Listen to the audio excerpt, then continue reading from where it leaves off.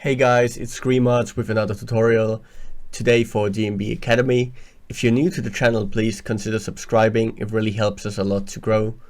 And today I want to show you a fun little video on how to make a sample sound neuro-ish and aggressive or whatever really.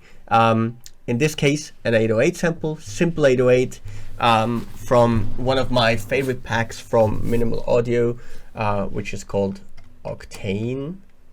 And they have some really cool 808 samples that are have really great low end. So it's a really cool way to start tracks if you kind of feel uninspired and you kind of want to just resample some sounds.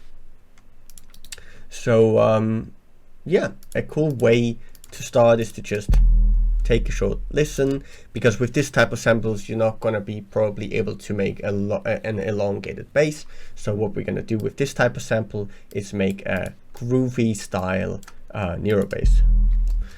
So we can just look for some drums here. Exactly, let's just take that off. Exactly, let's just take that loop. And it's in 172, so let's just make the track in 172 as well. And then let's play around with that. That's a cool start. I like to kind of sketch the idea a lot of the times before. So maybe let's make a little idea here, just to get an arrangement going. And then it really helps with the sound design stage.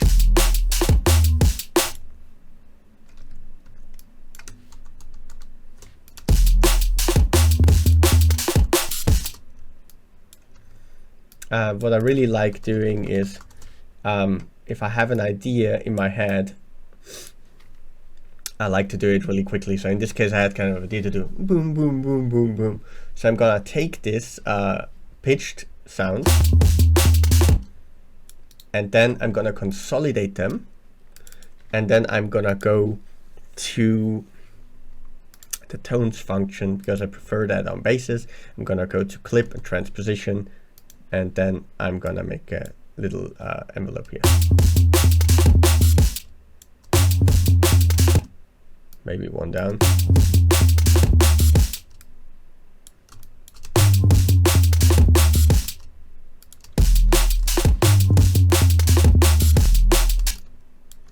And then I wanted to have this aggressive pattern here.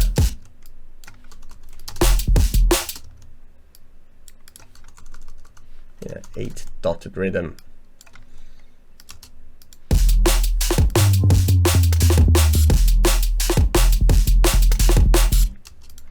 And then we can do a little sidechain as a whole here, just to get a bit of a better understanding of how it's gonna work as a whole concept.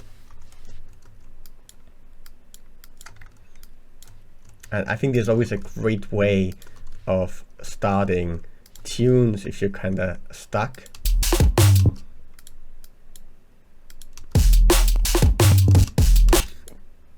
Got that totally wrong, even after all these years.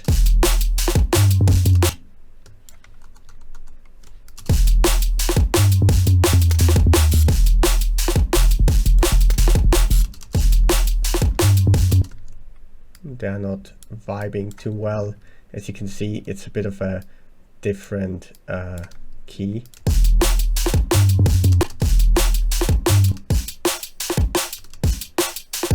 Okay, well, the sample is clipping, the drum samples is clipping a bit, which is what it sounds like, but doesn't matter. We're not making drums today, we're making basses today, so it should be fine. So yeah, let's put that at the very end. Remember that's the sidechain. Turn that off for now. Concentrate on the bass. Now that I have a bit of an idea, I will start with distortion, arguably the most important part with neurofunk and other drum bass, because it really can shape a sound.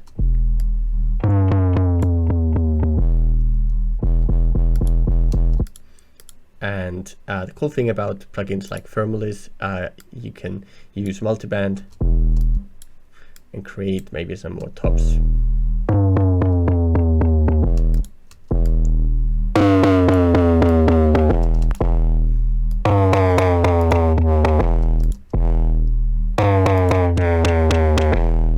And then you can turn it down.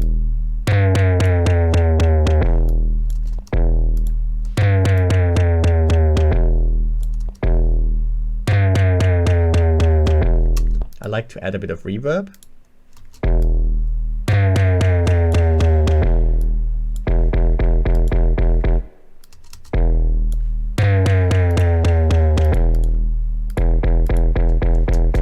Yeah, and then I like to add some noise. There's a few cool things you can do. You can just add noise on top of it. I like to use texture. You've seen it, me using it before. And then you have this really cool gate function here where you can decide when it triggers the noise, which is very nice. Turn that down a bit, EQ it a little bit, and then play with the gate.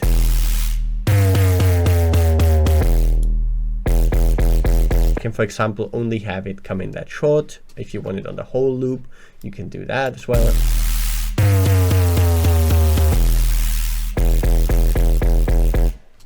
That way you already get a Nero feeling. And I feel like the biggest secret about making something Nero is the filtering, or making something sound interesting is simple filtering, in my opinion. So you just use a Pro Q, for example, and kind of do this and make this type of sounds, and then basically use each hit here. And what can be really cool is making every hit a little bit different. Make it more extreme the more it goes down, or the other way around. Make some shorter, make some longer, make some come in a bit later, and create some unique movements. And that way you get a way more interesting texture to each sound. One goes down super far, one doesn't, one has a little thing like that.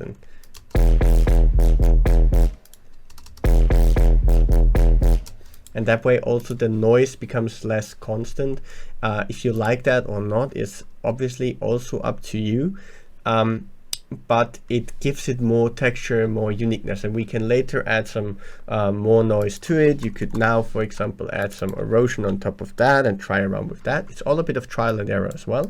Go on white noise, go on whiffed.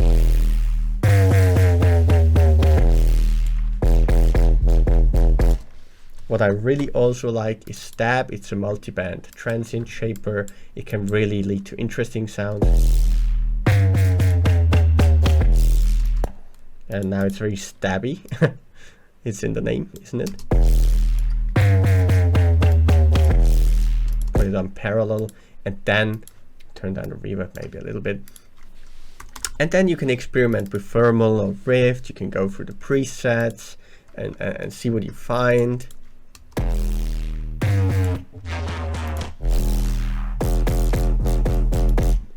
I like to have thermals on parallel, for example.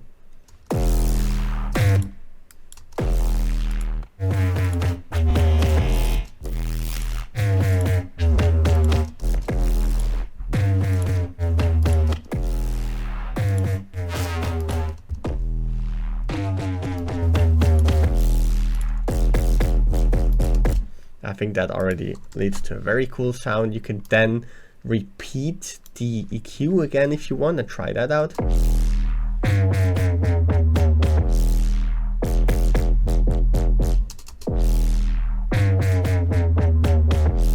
And you can go like extremer with it. You can add more distortion, you can add more filtering. Gonna add one more small thing just to show you.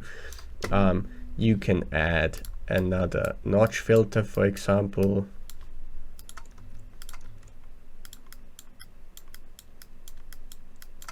And just draw these random shapes and see how it sounds. Sometimes you need to redo it a couple of times to get the sweet spot.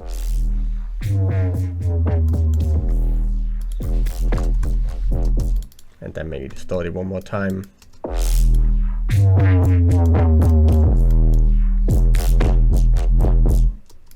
I get a cool loop already. Then we use this utility here, put it at the very end, turn it on, and see how it sounds.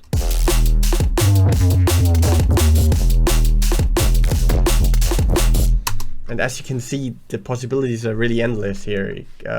You can just keep going, add more layers, add more filters, play around with that, duplicate the whole thing, pitch it up, use it as a layer. So many ways to do it. Yeah, I hope that opened your mind on some of the resampling techniques you can do, and hope you have a great time. Bye bye.